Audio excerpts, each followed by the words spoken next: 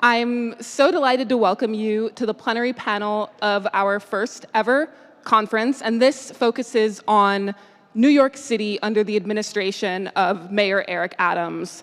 Why focus on Adams at this point? I think there's like a million reasons. Among them, he represents such a significant obstacle to the socialist and progressive movements, a serious threat to the lives and well-being of working people. His administration has been characterized by scandals, mismanagements, failures to govern that result in the denial of key benefits like SNAP benefits, like City FEP's rent assistance vouchers. It seems like we hear of a new scandal every day in his administration, and all the time he drums up a crime panic and shifts the blame for his cuts onto asylum seekers. So it's critical for us as socialists and as the organized left to gain a clear and comprehensive understanding of his administration, what his political project looks like, so we know what terrain we can fight back on. So with these goals in mind, I'm really happy to introduce our panelists who have graciously joined us here this evening. I'll just share some brief introductions. So joining us, we have Jarrod Shanahan, who is the author of Captives, How Rikers Island Took New York City from Verso in 2022. A round of applause. Co-author of the books States of Incarceration, Rebellion, Reform, and America's Punishment System, City Time on Being Sentenced to Rikers Island, forthcoming from NYU in 2025. Jarrod lives and works in Chicago as an assistant professor of criminal justice at Governor State University in University Park, Illinois.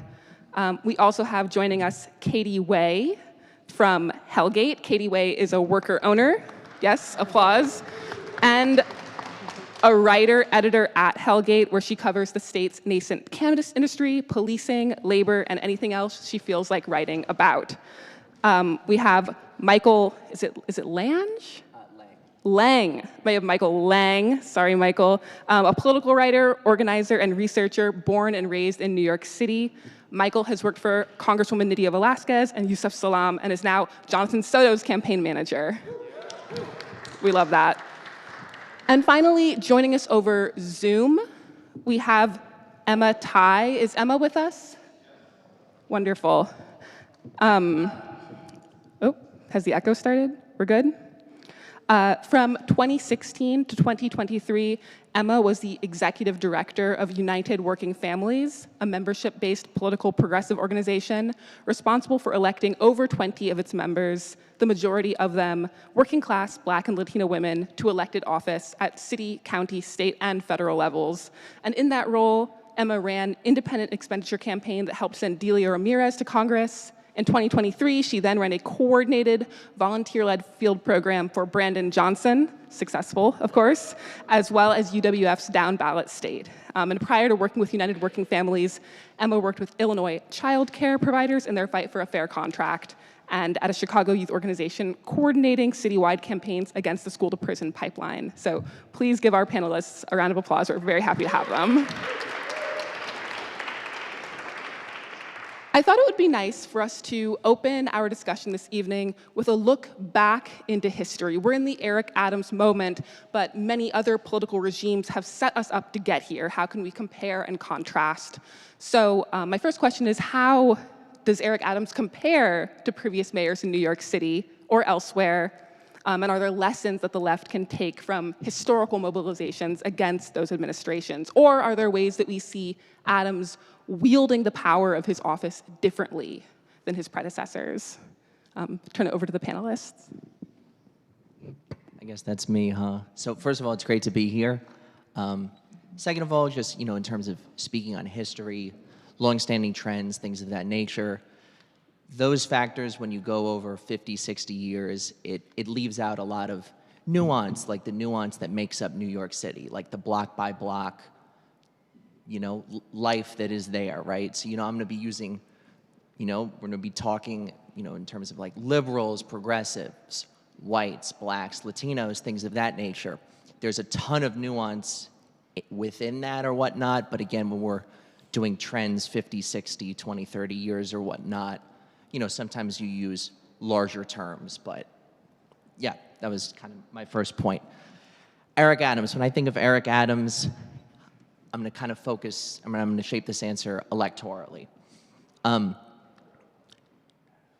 become mayor of New York City, since 1977, basically, every winning candidate has done really well with the city's upper middle class and wealthy voters who have historically been concentrated in Manhattan, but are now, spreading out to parts of Brooklyn, Western Queens, things of that nature.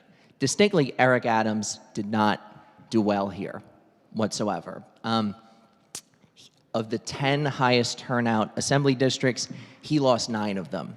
Historically, that has been a very clear recipe to lose, but he did not, right? So he's kind of a clear, in a sense of getting to 50% plus 1, he's somewhat of a historical outlier in how he's done it. So it's very important that we kind of contextualize that, right? Many urban politicians, particularly those with bases among Black and Latino middle and working class voters or whatnot, have looked to kind of marry that support with that of white liberals, people with progressive values, things of that nature. That has kind of been known as the Rainbow Coalition strategy. Harold Washington used it in Chicago. Jesse Jackson branded his presidential campaign around it.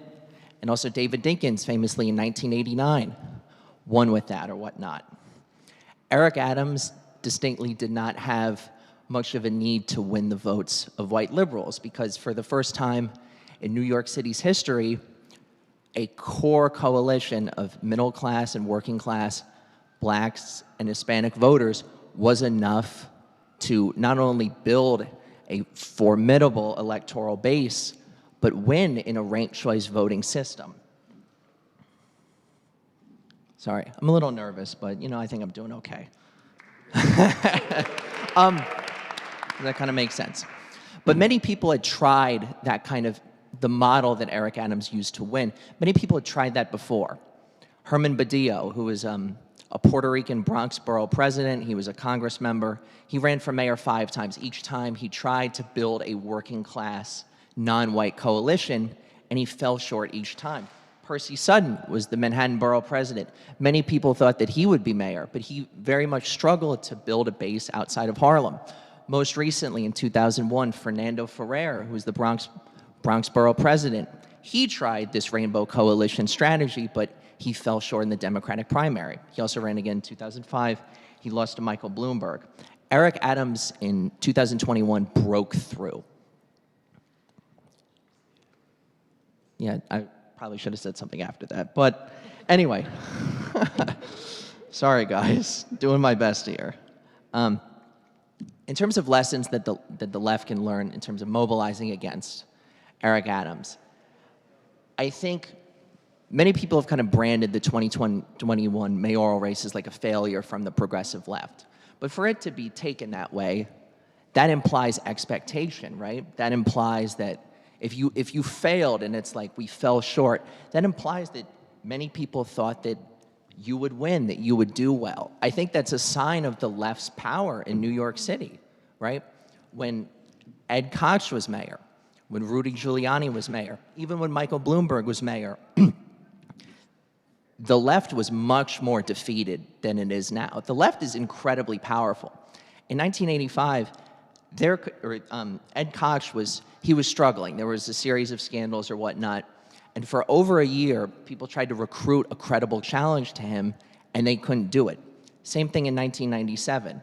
The left was so demoralized that you had very progressive labor unions like 1199 and DC 37 or whatnot. They were endorsing the Republican Rudy Giuliani as the incumbent. I believe Ruth Messenger, who is the Democrat, she got barely over 40%. It was kind of a disaster.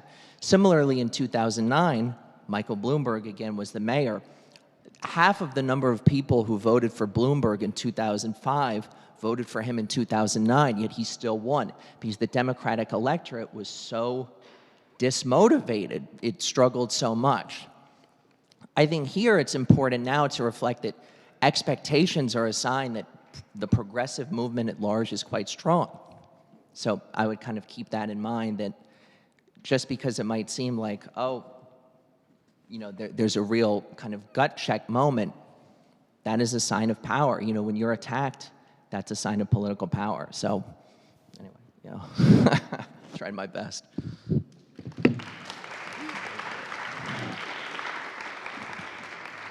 Yeah, that's a really helpful history to think about. And I think, you know, what I hear in that is that in this moment when it seemed like the left, progressives were ascendant, were maybe posing a viable threat to the mayor, to a mayoral race.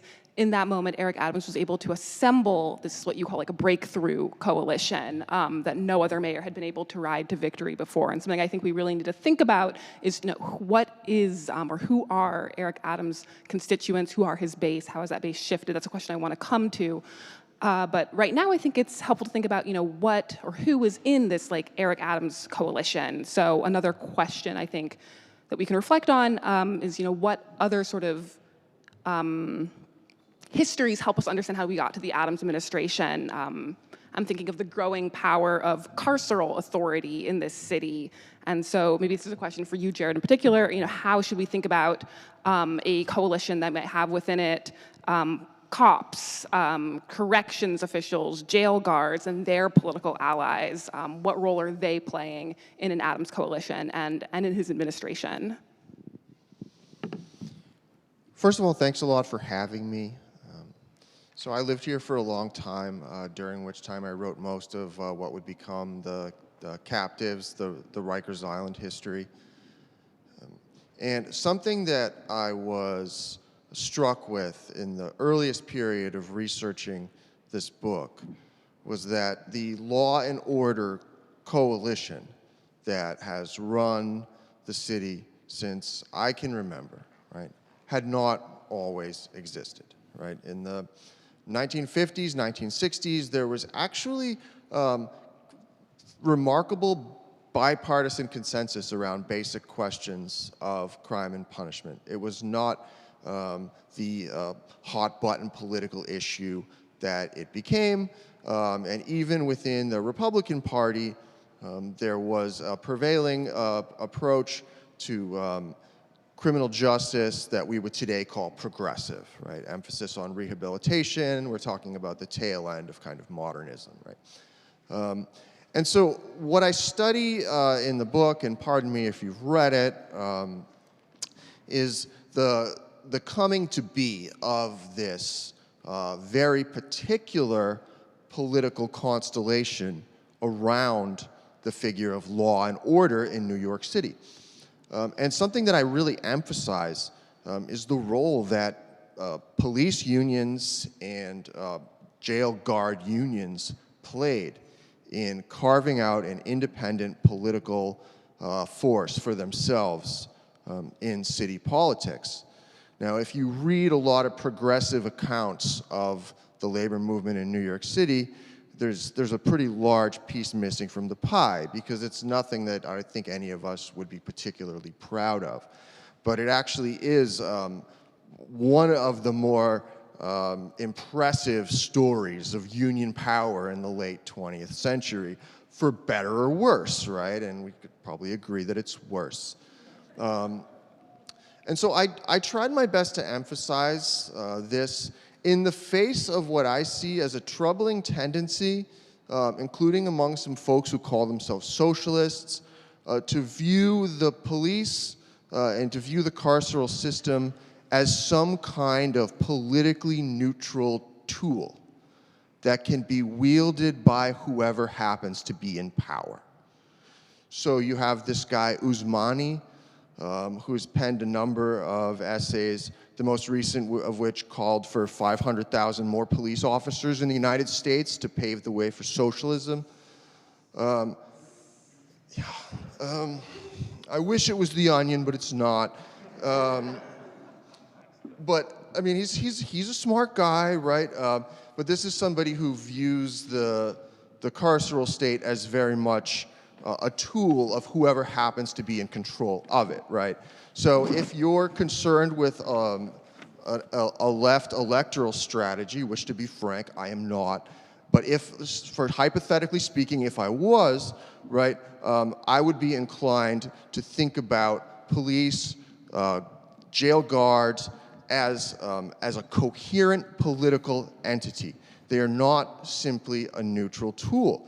And you can see this in the last couple of progressive mayors, starting with David Dinkins, right, who I believe was a member of this fair organization, and then de Blasio, who was only considered progressive because of how fucking conservative America is.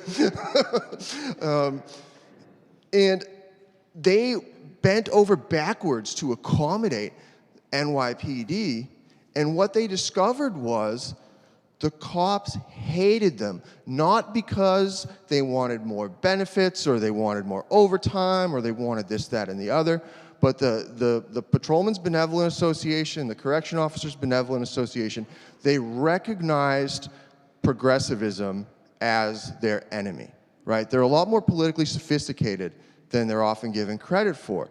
So there's a really sad part in the Dinkins story where he says, I don't understand. I've been cutting every city agency except the police. I expand their budget, and they still call me the N-word, right? Garden variety racism probably had a lot to do with that, but cut to de Blasio 20 years later, and he's basically telling the same story, right? And so that's something that I really want to emphasize about Eric Adams and his coalition, is that the tradition that he was able to build upon is actually very coherent, politically sophisticated, and it's rooted in this alliance between the law and order unions, right, and the people who really run this city, right, the financial elites.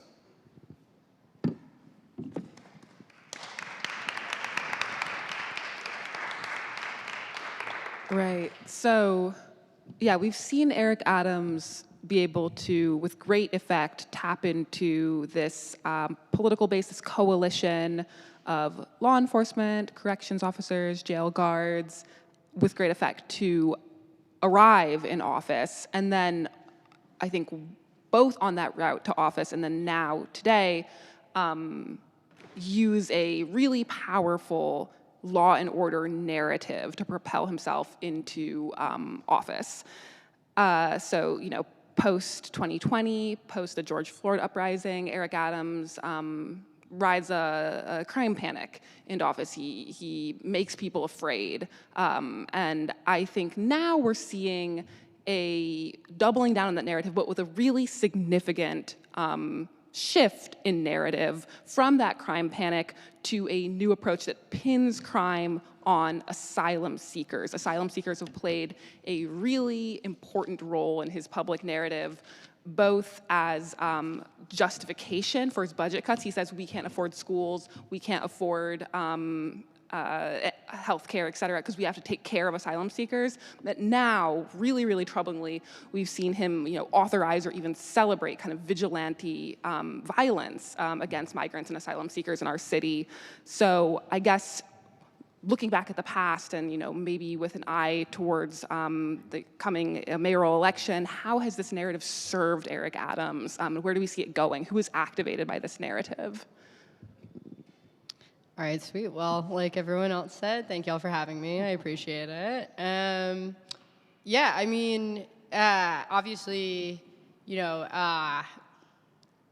crime and like public safety has kind of been the bread and butter of Adams's messaging, you know, both during his like mayoral run and for, you know, the reasons that Jarrod touched on, because it, you know, plays in New York City and it has for decades, but it also, you know, takes some going back into who Eric Adams is, like obviously, you know, cop mayor, but if you know, go back and look at his time as borough president or in, you know, the state assembly, it's kind of always been his shtick, this specific kind of like patriarchal, like paternal, you know, check in your child's room, you know, the book with the gun on the lunchbox, everything like that. Like this is kind of his thing and what he does. And I think some of that has to do, you know, with his NYPD background, but I think some of it is also about, which Michael touched on a little bit as well, who his base is, which I think tends to be, Black sort of conservative religious Brooklynites. And so that's sort of who he's playing to with that. And so that sort of propelled him into office at a time where, the Post is blaring, crime is high, blood in the streets, which obviously, is sort of popular messaging. And then he's kind of lucked out, I think, with this xenophobic twist. Like now he has sort of a more specific hook.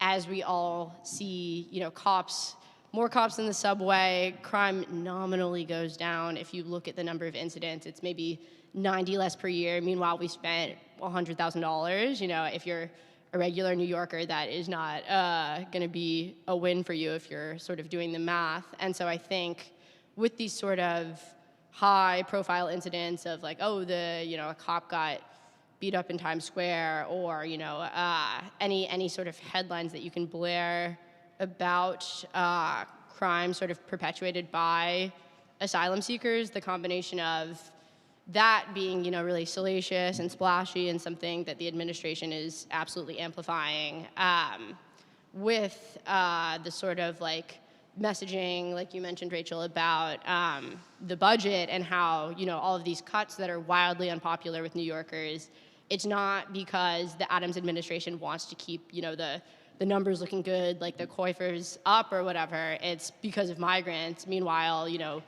we're losing out on federal money from COVID. Like there are a ton of other reasons that, the city council has brought up in opposition to these cuts, that, the independent budget, like office, what does that O stand for?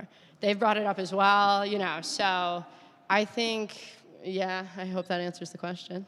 I got lost. I got lost too, but when I was answering, not from what you said. Oh, Yeah. I think it's also really important to emphasize that Eric Adams genuinely built a lot of trust across the city, and he did so over many, many years in public office.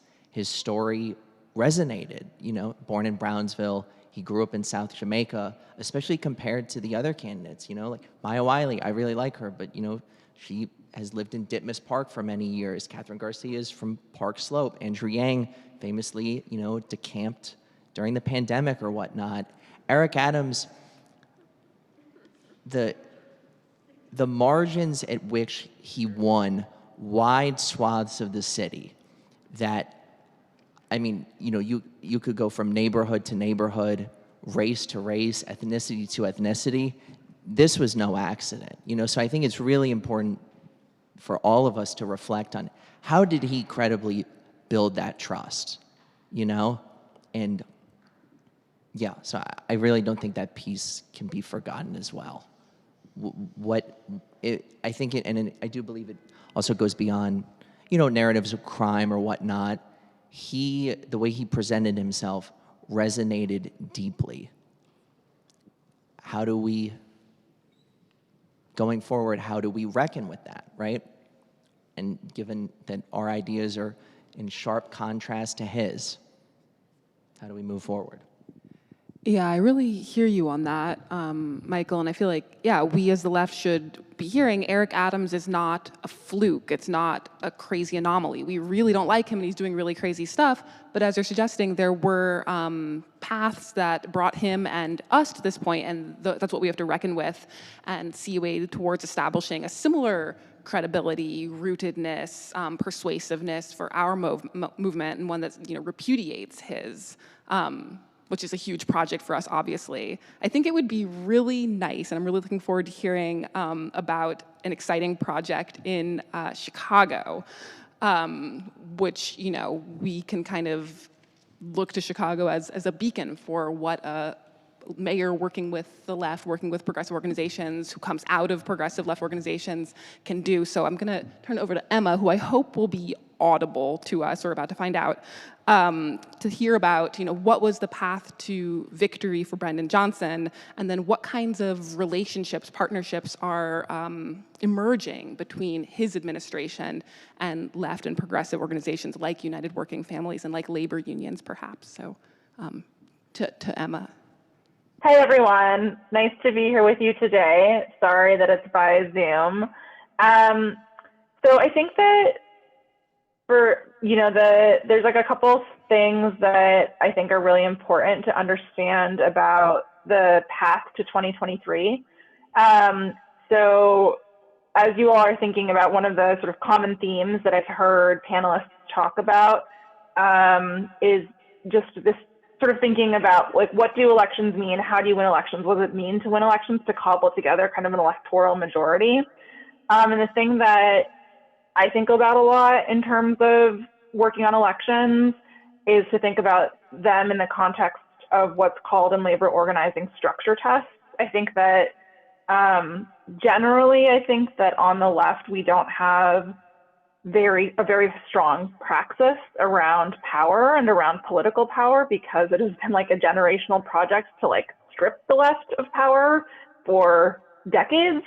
But I think that has created a lot of ideas that don't actually serve us when we think about strategies to contest for power. And so for me, one of the most helpful ideas in thinking about what is the role of elections was to think about them as structure tests. Like, we don't do ourselves and we don't do our members and our people and our bases any favors when we promise that elections are kind of like magic wands that you just wave it and then suddenly everything changes, because that's not true, right? It's called struggle for a reason. It's very hard and it is protracted and it goes on and on and on.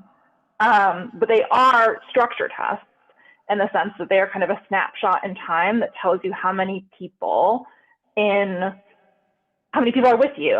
And I think that, I've heard people sort of discredit the idea of elections, like, well, oh, there's like all these people who don't vote, and they're with us. And I think that is wrong. And it's an idea that is maybe like nice to think about, but it actually doesn't serve us in our praxis and our strategy. Because I would say, if you think that elections are terrain that is worth contesting, and I do, because of my own lived experience with how electoral outcomes can make people's lives much better or much worse. If you think that elections are worth contesting, and you have 70% of people who aren't voting, then I would say, as organizers, those people are also not with us, because we haven't won the argument that elections and participation in this particular kind of action can meaningfully impact your life, which is, that is an idea that I believe.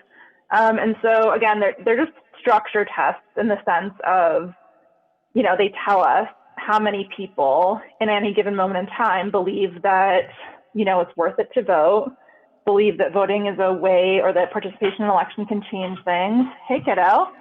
All right, you guys are gonna maybe meet my 6-year-old.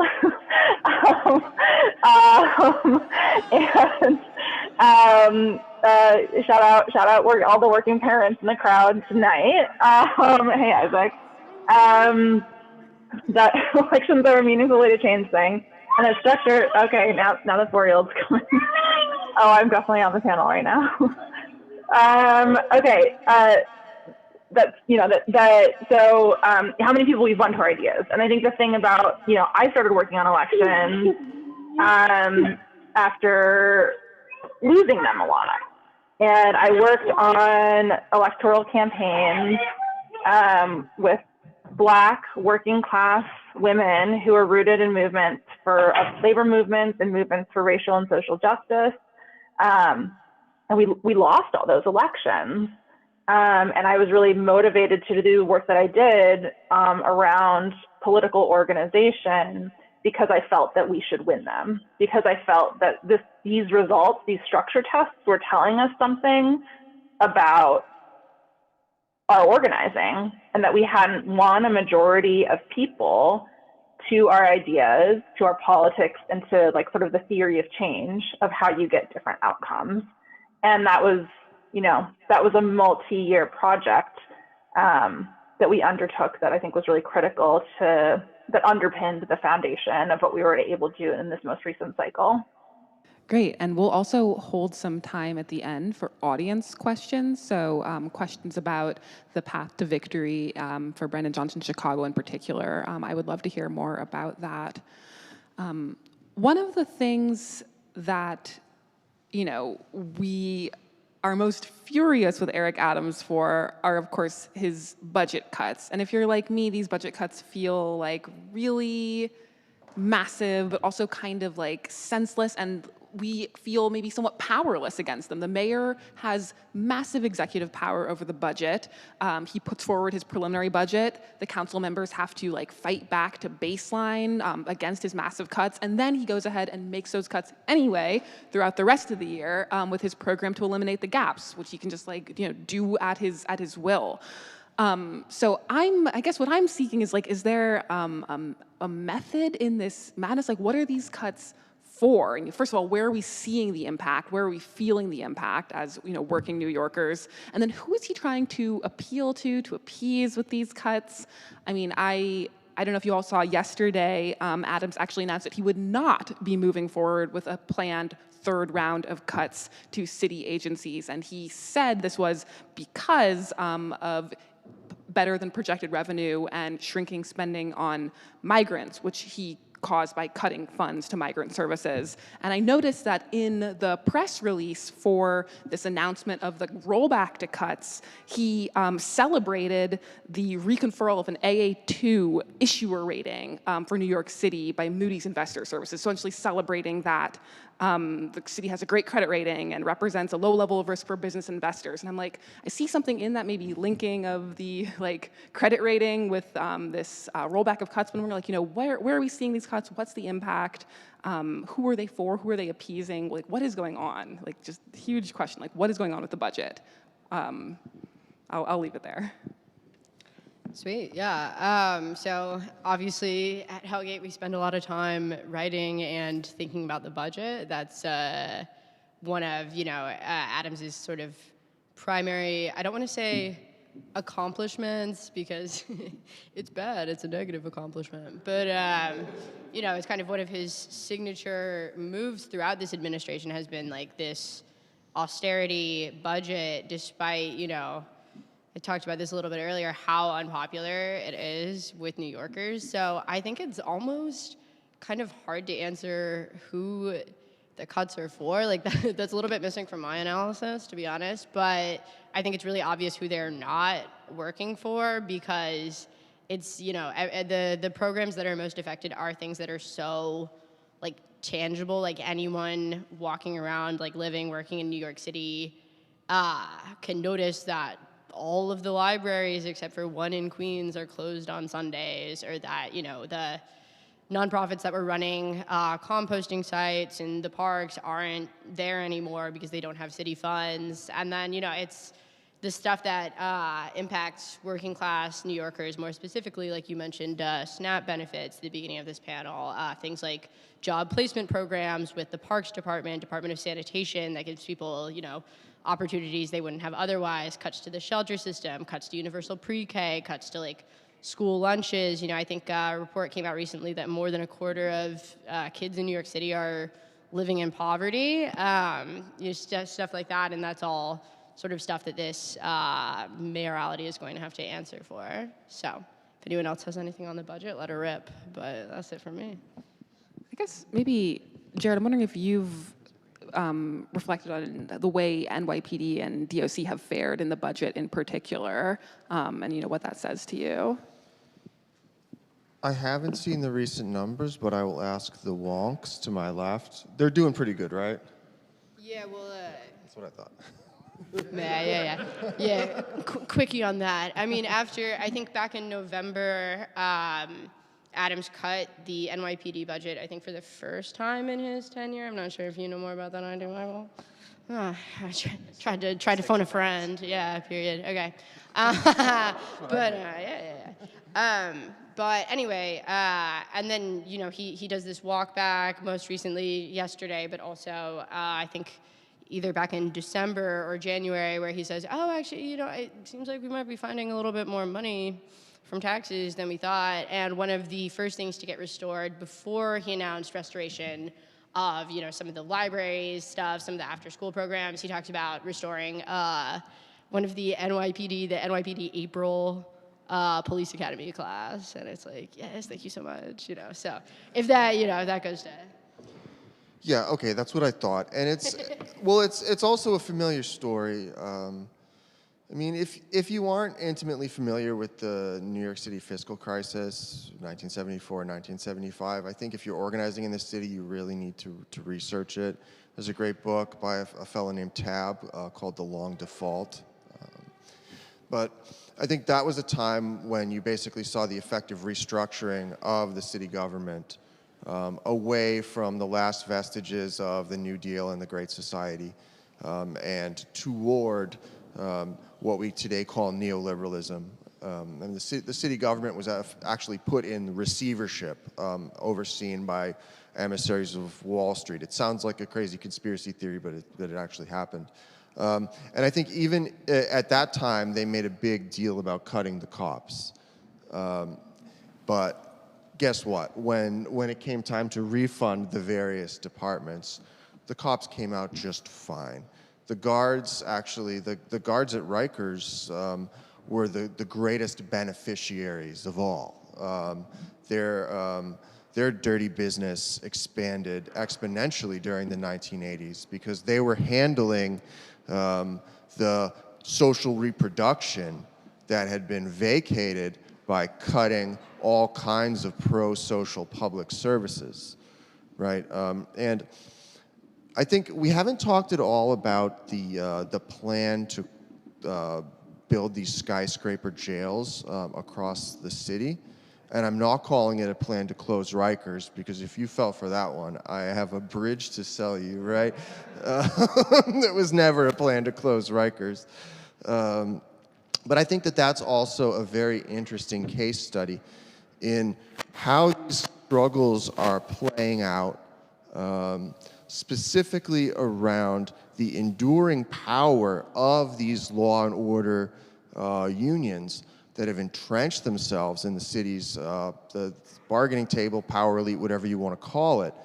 Because a very important part of the plan to close Rikers, as it was originally formulated by the Littman Commission and a veritable who's who of so-called progressive foundations and all the rest, actually called for effectively downsizing the DOC workforce.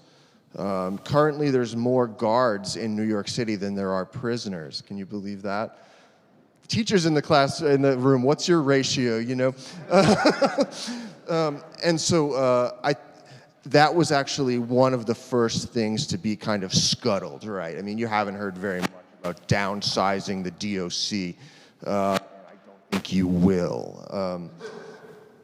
And actually, one more thing that I do want to say, I don't want to filibuster here, but the comrades on the panel have brought up some very interesting and I think complicated issues around the racial composition of Eric Adams's base. And I think that there's a whole lot more going on here than garden variety false consciousness. You can really look specifically at the history of the New York City correction officers as a kind of case study in how a critical mass of working class Black and Latino New Yorkers took what was considered the shittiest job in city government and built it up into what is still a miserable job, but is one of the best compensated, right? Especially for somebody, you can be making over $100,000 in your mid-20s, and if you do that job, right? And in the process, right, they created a powerful base within the Black and brown working class for what we might call fascism, right? And I don't think that you can overlook that, right? And on the national scale, I mean, I don't think that you can overlook Black and brown support for Trump and Trumpism. It's a really stubborn fact for leftists to face, because we often view these things in Manichaean terms, right? White people bad, POC good, right? And sometimes that's a pretty good guess, right? But the political terrain in the United States is changing very quickly, and I think that someone like Eric Adams, we have not seen the last of him. There's a great essay by Ruth and Craig Gilmore called After Bratton. It's in the Policing the Planet anthology, and they talk a lot about how the LAPD actually pioneered a lot, the kind of neo-civil rights law and order pig that we see in the figure of Adams, how the LAPD actually kind of worked with community policing in a lot of black communities to kind of to blaze that trail before Adams even showed up onto the scene. And I'm just flagging all of this because I think if you're organizing in New York City, which for better or worse I am no longer doing, right, these are some things that really need to be on your radar. Right.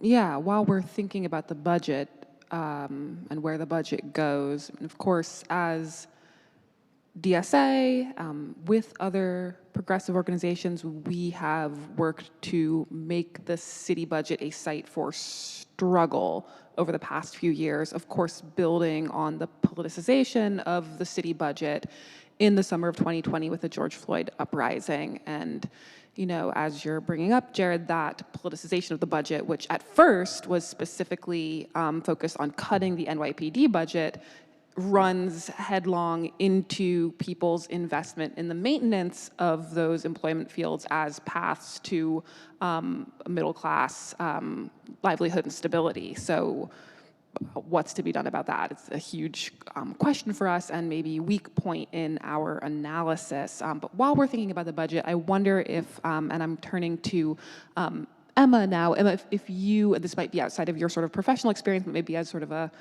political observer, participant in Chicago, what kind of politicization or campaigns we've seen waged around the budget in Chicago, maybe before the Johnson administration, and then maybe how Brandon Johnson relates to the city budget, or how activists relate to that budget under Johnson. It's a question that I'm interested in.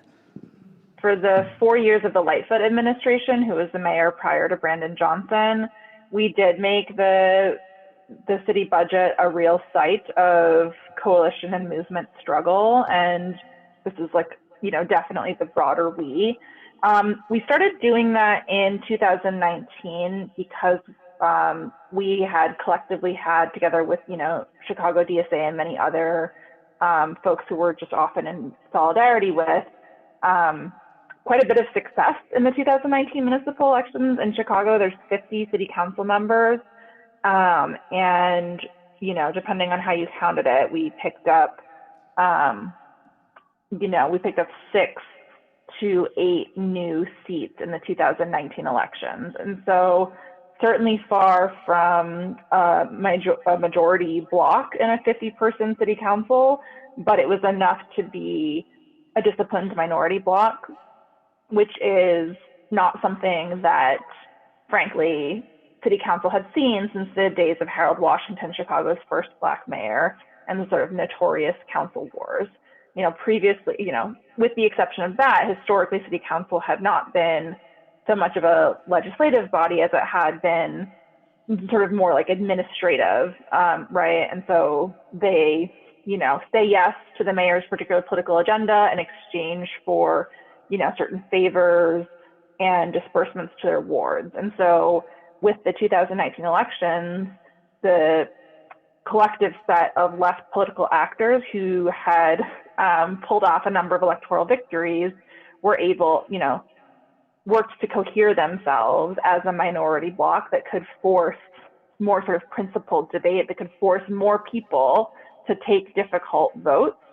And oftentimes we would, you know, we would introduce legislation that had no hope of passing, right? There's no way that we could pass that through a 50-member city council and an oppositional mayoral administration, but it was about setting the stage for 2023, right? Because we can say, look, these are the incumbents who, you know, killed the tax on Amazon's profits. These are the incumbents, you know, who voted to increase the police budget. These are, you know, right? It was about creating kind of a different terrain and a set of, frankly, it was a large-scale project of changing the expectations for what your alderperson, what your city council member should be doing, right? Are they just supposed to deliver nice, clean trash cans on the corner? Are they supposed to deliberate and legislate on the critical issues that people encounter in their daily lives? And the changing of that terrain, I think, actually was a big contributing factor to how many aldermen then retired in the 2023 ahead of the 2023 cycle, which then created openings for a much more progressive bloc to sweep in 2023. We made it unpleasant to be, to take hard votes and to be on the wrong side. And that was and people just decided, they didn't want to do it anymore, and that created further political opportunity. We took it up on a lot of different fights, but the budget was the main one that we worked on year after year. And frankly, I feel that honestly, it was one of the harder things we could have done. It was the right thing to do in the sense of budgets as kind of documents of political and moral priorities, and a good way to litigate on in the public eye, any number of issues. But it was very hard to build a sort of coherent and unified political coalition around yes votes and no votes, because there's so much that goes into a budget. If one partner gets what they need, do they then hold the line on the things that the other partners want them to, right? You're really navigating internal to our own coalition, people's competing interests and priorities. And I think we got better at it over time, but it was consistently challenging throughout the years that we did it. And that was the reason why.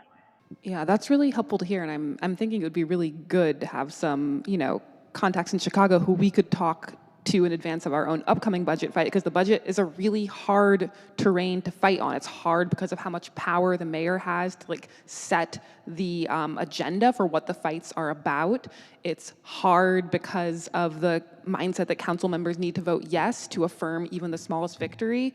And it's hard because we don't yet have a bloc that can vote no in enough numbers to actually reject a budget. So these are questions that we really have to contend with as we begin developing our own city budget campaign for this coming summer, for this cycle. But what we're hearing from Chicago, which is exciting, is that a group of liberal and progressive council members can really lead the way, and as you say, Emma, set the terrain for what fights look like over a long period of time. And so, what I find inspiring in the midst of this dismal Adams administration is shifts on city council. So I guess how can we understand the city council's relationship to Eric Adams? What changes are we seeing in that body? What changes are we seeing in the relation to the mayor? And what do those mean for us? And who is leading the charge against Adams, and how is my next question. I feel like it's a bunch of mine in a row. But no, I'm just kidding. Well, I think something that has been interesting about Adams's relationship with city council during his tenure as mayor, especially something that's really diverged from the previous administration, Bill de Blasio, is that he has exercised his mayoral veto power, I think 3 or 4 times, and at least 3 of those times the city council overrode that veto, which is obviously a pretty big deal. Yeah, it was just cool because it was for good stuff. Yeah. So back in July, the mayor tried to veto a bill that would have expanded a big housing voucher program. Of course, there's some reporting recently, I think, from the city saying that Adams still isn't complying with that expansion, but at the very least, it is the law, so hypothetically, the administration will follow it. But then more recently, and Jarrod, you might have stuff to say about this as well, the city council back in January overrode Adams's veto on a pair of very much law and order bills, solitary confinement ban. So solitary confinement is now banned in city jails, which is huge, huge deal. And then additionally, a site of some pretty, I would say the funny conflict between the mayor and city council was the fight over the How Many Stops Act, which y'all, did you see the cartoon? Yeah. They're like, I love this bill, you guys should watch it, it's funny.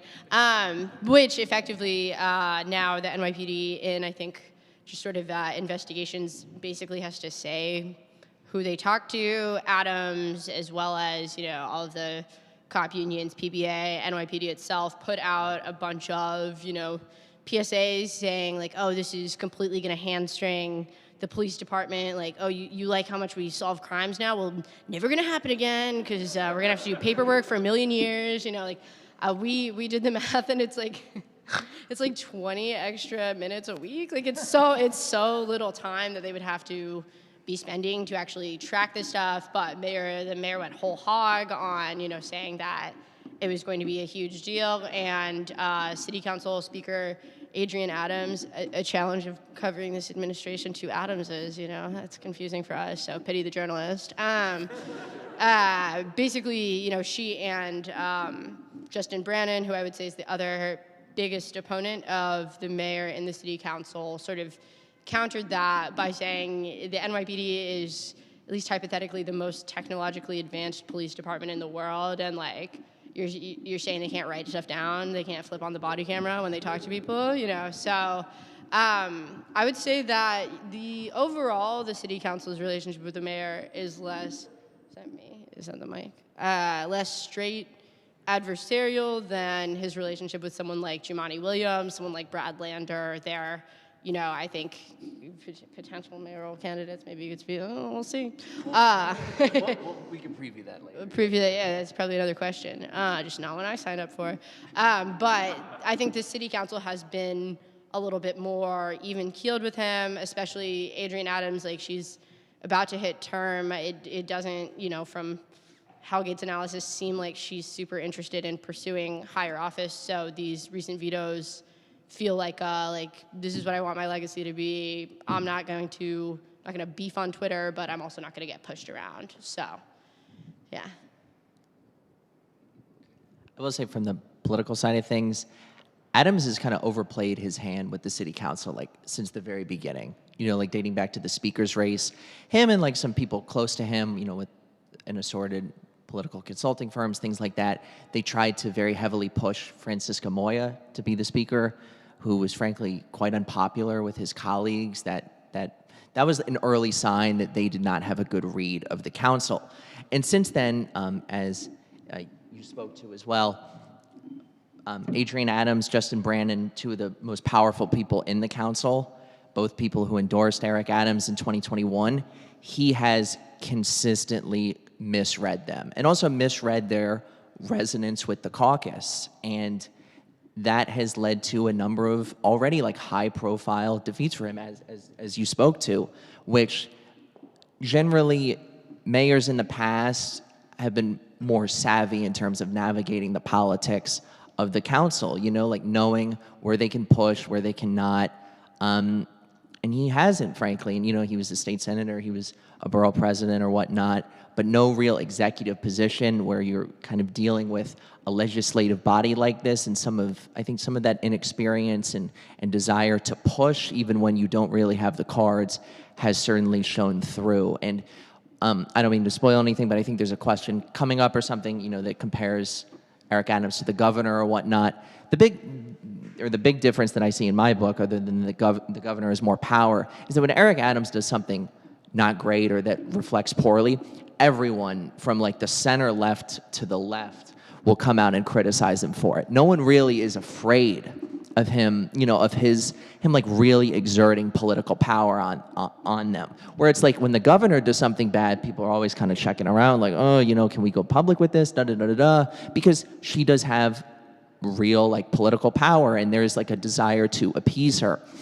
Eric Adams has burned enough goodwill with so many politicians that there is a lot less hesitancy in terms of putting his feet to the fire publicly and privately. I don't think we have time, actually, for the Eric Adams versus the governor question. But no, the analysis you shared is super helpful. So yeah, our task, I guess, is to identify those people who are willing to push, to criticize, shore them up, and foment more anti-Adams insurrection on the council, et cetera. Obviously, Tiffany and Alexa are stalwart socialists in office on city council, leading that charge. The last question I want to ask before we move into a couple audience questions, which I think we have time for, is about the future. You know, I guess the question is, dismally or frighteningly, what would Adams' path to a second term look like? And then less pessimistically, how can we stand in the way of his potential victory? So, you know, what coalition would he need to form to get elected again? How would that look different than the coalition he rode to victory? And then, you know, what can we do as the left to get ready for the next mayoral election? What can we do to oppose him or any kind of successor to him? That's what I've been waiting for. What can the left do to get ready for 2025? I think the biggest thing is like picking a candidate, getting behind one person, consolidating or whatnot. This is the tough thing about politics is that, and this is a huge criticism I kind of just have in general with the way politics are done in New York City, is a lot of things are kind of done by closed doors. Like there already are a lot of closed door conversations in terms of like progressive consolidation in 2025 or whatnot. And that is good, but also bad because it's operating in private, right? And at the end of the day, this is going to be a very public race, and the voters, you know, they deserve to have candidates in front of them rather than like, you know, progressive power brokers or whatnot kind of picking someone and then kind of foisting them on the voters. So I think it's twofold, right? In terms of what Eric Adams is going to need to be reelected, right? It's important to remember he really won by quite little, like fewer than 8,000 votes. It was, no offense to him, it was a weak field that he was facing.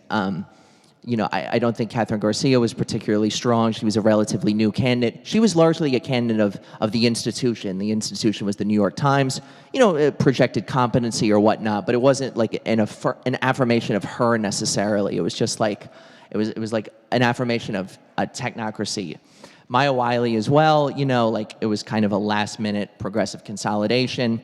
AOC endorsed her, her polling tripled or whatnot, but it wasn't like, she was still polling at like 7% a month before the election. It wasn't like an affirmative, you were the day one progressive candidate validation. You know, Andrew Yang obviously was kind of torn to shreds by the media. He proved to be a paper tiger as well. So Eric Adams got 50.5% against those folks after all the rounds of ranked choice voting. I don't think it's a hot take to say that his standing since he won that election has diminished in some ways. I think his standing with black voters, according to polling and anecdotally as well, I think is still relatively strong. His standing amongst Latinos, though, has diminished. Again, at least if the polling is to be believed. So he won last time by doing really well across Latino subgroups, from Dominicans in the West Bronx to Puerto Ricans in the East Bronx to South Americans in parts of Queens and whatnot. It was really like universal, from middle class to working class. His support was quite resounding, you know, often tripling or quadrupling, or I don't even know how to say 5 times, but it's some word, than Garcia, than Wiley or whatnot. I think if there's a soft spot in his working class coalition, it is with different groups of Latinos throughout the city. He also did really well with Hasidic Jews and whatnot. I don't really foresee that support falling off. Because of the Andrew Yang, Catherine Garcia cross endorsement, his support with working class Asians and whatnot was not as strong as one would expect it to be, nor was his support with ethnic whites particularly strong because they largely opted for Garcia. Granted, they're not a huge voting bloc in the Democratic primary, but all of these numbers on the margins do ultimately matter. Against a progressive candidate, I would expect his performance among Asian voters and among ethnic whites to do better, just, you know, from at least, you know, kind of reading the tea leaves or whatnot. But I think it's important to remember, he appears to be the weakest first-term mayor since Abe Beame, who was presided over the fiscal crisis in the 1970s. So there should be expectations on this election from the progressive left, in terms of like, this is an election that is there for the taking. The candidate has an incredibly low approval rating or whatnot. It's just a matter of finding the right person with the right message that can resonate across the city. But that's easier said than done. And I think one of the issues, sorry, I do not mean to go on a tangent or whatnot. One of the issues with mayoral races is that because generally, candidates who are already holding public office or running, they have already a full-fledged team. They already have multiple levels of consultants in their ears, things like that, and it's all like press, it's all media, all of the people advising them, their day-to-day lives are concentrated in offices, kind of talking amongst themselves, talking to journalists, which is really great, obviously, but it's not a great reflection, though, of trying to understand the needs and wants and daily lives of all the different types of people that call the city home. And I think that's a problem for just mayoral candidates in general, but particularly I'm concerned about the influence that those factors will have on a progressive challenger. It will be very important for that person and the people who are supporting them to be in all the neighborhoods of this great city and to affirmatively be trying to make the case to the candidate rather than, again, relying on debates or comms professionals or whatnot. I know everyone does comms here, it's really great, but there's more, I think sometimes the bigger the race gets, there's a desire to just kind of make it all about media, but it's about so much more than that. So again, did not mean to go on a diatribe. Thank you guys for your time.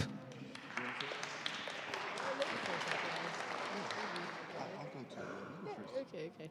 Cool. Yeah. So yeah, Michael, that was great. I think it summed it up really well. But I guess one thing that I would add, maybe this is a slight aside, but I'm definitely curious to see, Rachel, at the top of this conversation, you mentioned how sort of scandal-plagued the Eric Adams administration has been, and that's been, to be honest, pretty fun to cover as a journalist. Some of the scandals are awesome, like when he made that picture look really old. Y'all remember that? Incredible. But some of the highest profile sort of controversies plaguing Adams, and something that's obviously really, plays a large part in his dip in popularity are all of the scandals tied to his campaign funding. So there's, the straw donor scheme, the ringleader, Dwayne Montgomery just pled guilty to, if I'm not sure if everyone is familiar with what a straw donor scheme is, but it's basically you give people money so they can fake donate it, because New York City has a rule where if you are, I think, running for any kind of office, but at least mayor, if you get a certain amount of small donations, the city will match your funds. So there was a 2021 straw donor scheme. I think someone was recently indicted in a 2025 campaign straw donor scheme as well. So we're getting the ball rolling early on that one. And then, if people have been following, there's also, federal investigation under, or the mayor's under federal investigation. They took his iPads, they took his phone for, potential connections to a Turkey-linked construction company. I think something that, is sort of advantageous for the left is that these are all pretty easy to remember. Like, Eric Adams kind of does it big. So it's sort of, I think these things are sticking in sort of the average New Yorker's mind. I don't think, again, like I said, I think it's, reflected in his approval ratings right now. And I think that kind of, primes the way for someone who doesn't have that kind of baggage. So to take this in a slightly different direction, I went to go see Mitski last night, and at one point she looked out into the crowd and said, I noticed there's a lot of teenagers here, and I wish that I could tell you to follow your dreams no matter what, but that seems a little reckless of me. So what I am going to say is you need to understand that you are going to die, and nothing will change that. And so as you go forth in your life, behave accordingly. And I thought, what great political advice that is, you know? And so I think if we pan back from New York City right now, I think the most courageous work being done in the United States right now comes to us from Atlanta. And it's not because they're following the fucking law, right? The forest defenders have created a very important model for a campaign that pairs above ground, bread and butter, community-based organizing with the kind of extra parliamentary illegal struggle that is necessary in any class struggle worthy of the name. There's a great piece right now on ill will called States of Siege, and they reflect on the lessons that they've learned. Basically, it's an anonymous communique by some folks who seem pretty close to the struggle. And if you can get past the usual kind of Francophile bluster, they've really embraced this model of pairing courageous, illegal, extra-legal activity with above-ground, respectable, community-based organization. And I think it's really heartening to see. For most of my political life, the two have been counterposed in a way that's really unhelpful, right? I mean, most of the time that I was living in New York, if you tried to take a march into the street, somebody would, you know, push you in the name of nonviolence, right? Which I always thought was hilarious, right? But I think that what's less funny is the state of the United States today. You know, we're careening towards very dangerous and uncharted political waters. The political extremists seem to be the majority on both sides, really.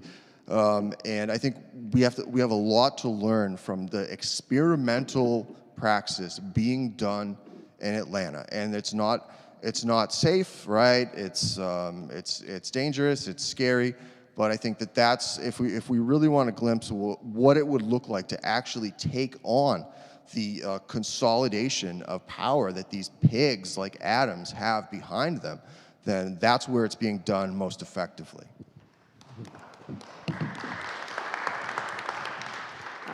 To any undercover officers of the NYPD, please just disregard, don't worry about it. To the audience, it's time for 1 or 2, maybe 3 questions, probably no more than that. I first want to, I'm not sure that Emma is still with us because I know that she had some time commitments.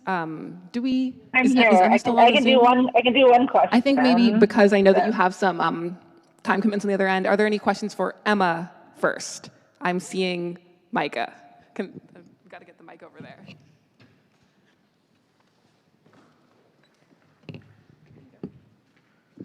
Hi, Emma. Can you talk about the migrant crisis in Chicago and how that's played out under the Johnson administration? Obviously, this is one of the most important issues in New York City politics today. We're all very disgusted at how the mayor has handled it here.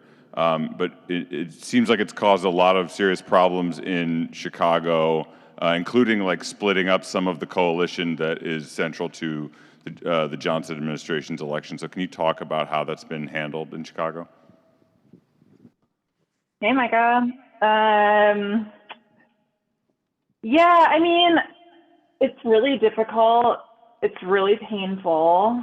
And I will say that I think that this thing that I have been thinking about a lot in this context is just what it means for our politics not to have a clear sense of internationalism to them, because I just think it is just very hard to make a coherent left political argument about immigration without that.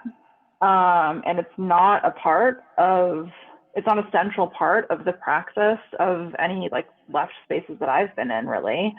And I just think that when I think about what is happening and how it's playing out, I think that is what I come back to in terms of like what is the way forward. And you know, I've heard a lot of people, I hear a lot of people, I'm in a lot of spaces where people have, you know, sort of, it feels like very common, common like language to point out how you have sort of, you know, socialism for the rich and capitalism for the poor. I don't hear as often people point out that we have, you know, open borders for the rich and walls for the poor. And I think that I take that as like a symbol of, again, just sort of the lack of an internationalist analysis in our politics. And I think it's really, you know, it's really hurting us in this moment. And it's really, you know, sort of the chickens are coming home to roost in terms of how that has played out.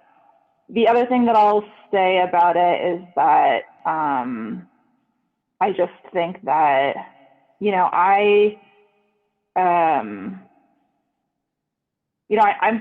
proud that we were, I think things would be so much worse if Brandon Johnson were not the mayor of Chicago. I'm proud to be a part right now of an effort, you know, this is the effort that I'm working on around, you know, taxing the rich to pay for affordable housing. I just think, again, it's a part of what we have to do is how do we tell different stories and win people to kind of different ideas and a broader argument about who is to blame. It is objectively painful to be building migrant shelters in closed schools in Black neighborhoods. Like, that is a horrible situation to be in. And it's a horrible situation for our politics, for our coalition, for the kind of visions and ideas that we're trying to win people to. And, you know, who benefits and who is to blame, right? It is the classic question that we have to ask in the work that we do, is who benefits from people fighting each other for crumbs. You know, there's a set of political interests that are laughing all the way to the bank while this is happening. And it's our responsibility to keep as much of, you know, to keep banging that drum and trying to figure out ways to point that out, to tell that story, and to win people to that narrative as an alternative. That in fact, there is enough for all of us, if only the rich pay their fair share.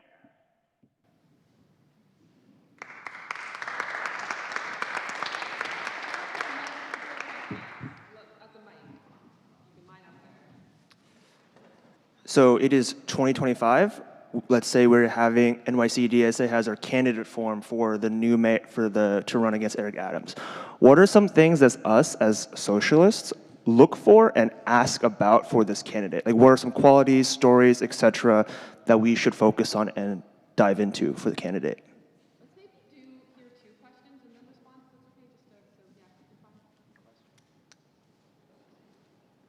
Hi, Erfan, North Brooklyn. Also a city worker, DC37, Local 371.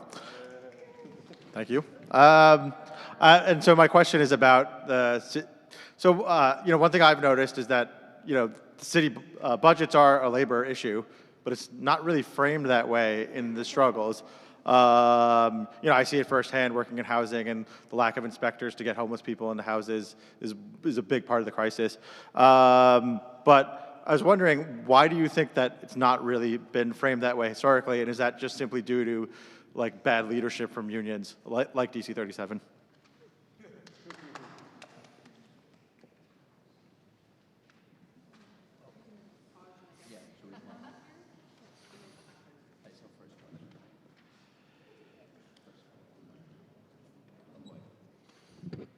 I guess the first question is kind of for me. I don't know if I have a. Is it bad that you were asking that and I was like, oh gosh, like my first thought is like, is there capacity to do a mayoral race or whatnot? You know, I'm like, oh my gosh. What would be the most important thing to ask? I think it would be, how do you see the campaign as a vehicle to spread socialist ideas throughout the city? You know, like why is running a mayoral campaign the best way for us to do that, rather than, you know, like an issue-based campaign or down ballot campaigns. There will be city council campaigns in 2025, many in districts that I would say could potentially be worth running in or whatnot. Why is a mayoral campaign the best vehicle to do that? And like, you know, how do you want to build along those lines? I think there's many different avenues that someone could answer that. It was a really good question. It was so good that I don't really have a great response. So to the question about budgets, so I was in a New York City union for 5 years, the Professional Staff Congress at CUNY, and the problem that I ran into was not that people didn't understand budgets as a political issue, but they just didn't understand what it meant to fight for a political issue.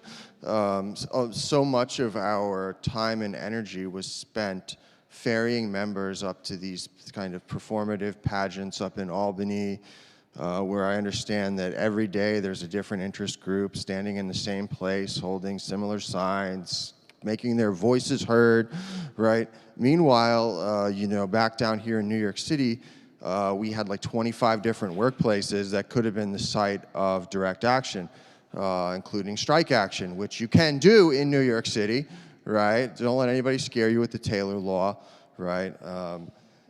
And I'm very serious about that. Tatiana Cozzarelli wrote an excellent series on the Taylor law for the publication Left Voice. You can read all about it. It's been broken routinely throughout its history. And so that was the main issue that I saw as a New York City worker, was that we understood that we were getting screwed politically. The union leadership was telling us, oh, the Republicans are so terrible, the Republicans are so terrible, right? It's a real controversial issue, right, in New York City labor circles. But the question of what to do about it, right, and how do we actually practice politics in our workplace was wanting, right?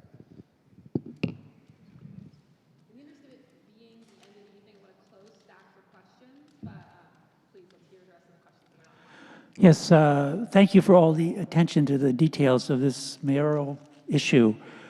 In the background, as you know, is the threat of a fascist government, and does that affect what we do? And how would you respond?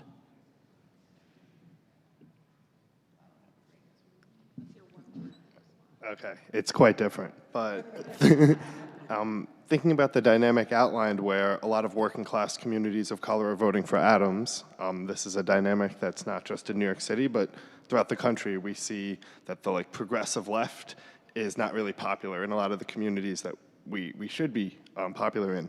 So what electorally should we be doing differently to adjust that dynamic?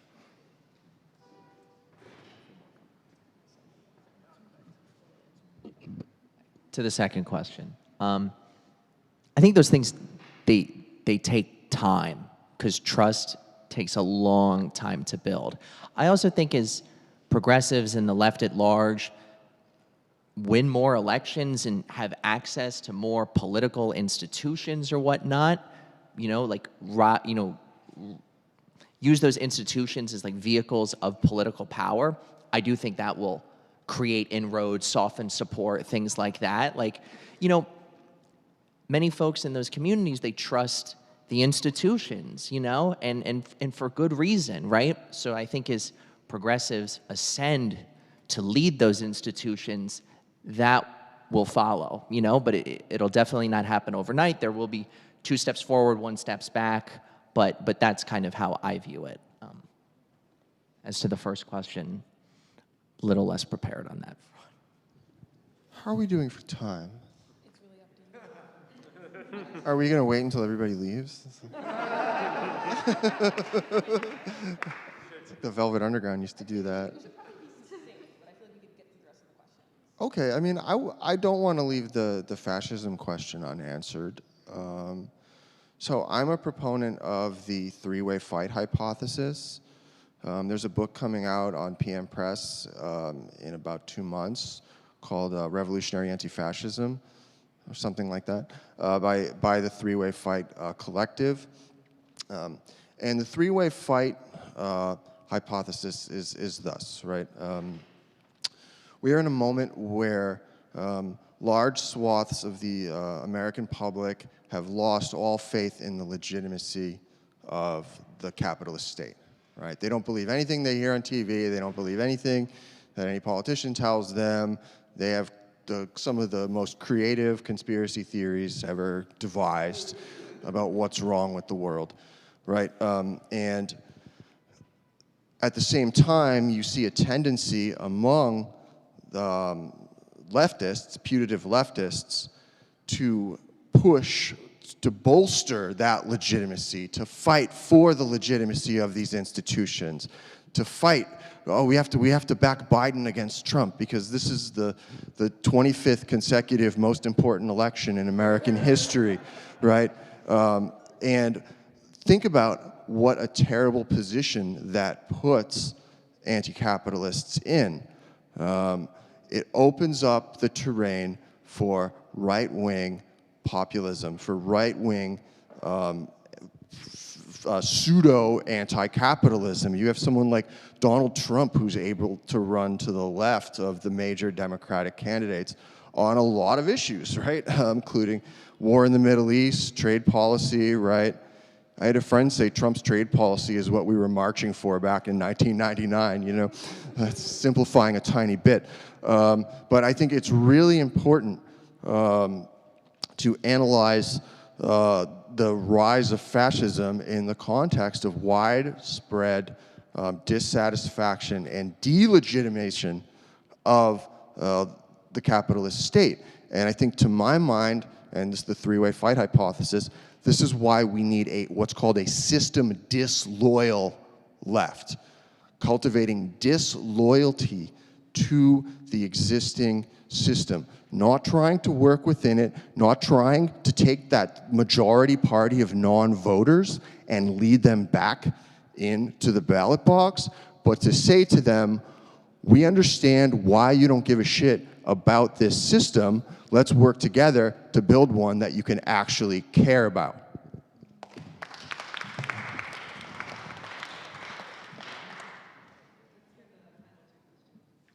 Okay, sounds good. Thanks, this has been so interesting. Like many New Yorkers, I've been thinking with more nostalgia than I expected about our previous mayor, Bill de Blasio. And I've been thinking about the comparison where de Blasio sort of in his first term tried to run a fiscally expansive policy with universal 3K and so forth, you know, essentially got squished like an insect by the governor in revenge for doing that and left office deeply unpopular. Eric Adams is sort of almost pursuing the opposite strategy of like leading with austerity, trying to create a crisis that the governor can then solve. Neither of them seems to have worked. And so I'm wondering what the de Blasio mayoralty, the electoral coalition, and the strategy tells us about even the possibility of having sort of a progressive or left mayor, given the constraints of state politics. I don't want to sound like a Bill de Blasio apologist here, but I think, first of all, that was an excellent question. Like top to bottom, you nailed it.